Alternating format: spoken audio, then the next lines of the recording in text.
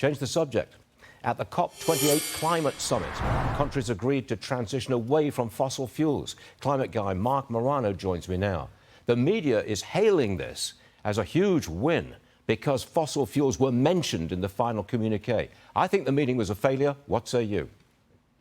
Well, it depends on how you look at it, on what scale. I think it's a failure in the sense that they wanted a complete phase-out agreed to of all fossil fuels. But as we know, Saudi Arabia was not into that. The COP president, Al-Jaber, was not going to be part of that. Of course, China was pushing for this. China wants the rest of the world to get more and more renewable so they can be more and more reliant on China. But ultimately, they failed to get their bumper sticker end of fossil fuels. So instead, their new slogan is, this is the beginning of the end of fossil fuels. But here's the thing, Stuart, if you look at this on any timescale, this is an insane goal. It's an insane meeting. Net zero is nothing short of Soviet-style central planning that will have no good for humanity.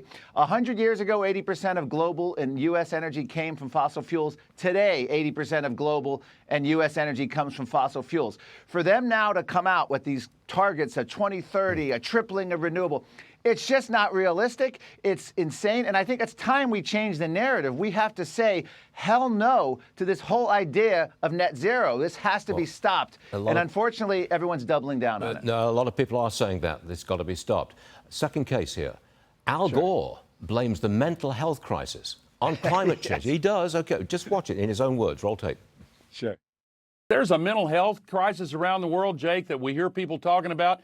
I think that one of the main reasons for that is that young people look at the fact that we are not yet solving the climate crisis. All right, Mark, have at it. What do you think to that?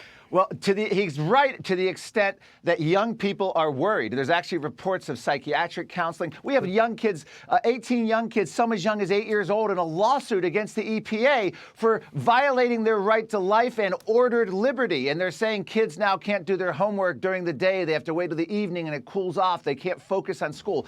This is insane. To the extent that there's a psychological problem, it's called indoctrination from kindergarten through college. That's how young people are being indoctrinated with baseless fears that the earth is going to end unless the United Nations comes up with some meaningless document that says they're going to save the earth. This is modern witchcraft, and Al Gore is promoting the idea and scaring even more kids. And people like Greta Thunberg have also done their role. She's actually said, why go to school when we have no future? So that's the problem, is that baseless fear has caused the psychological, not climate. Marc Morano, you got it all in there. We'll see you again soon for the Climate Depot. Thanks, man.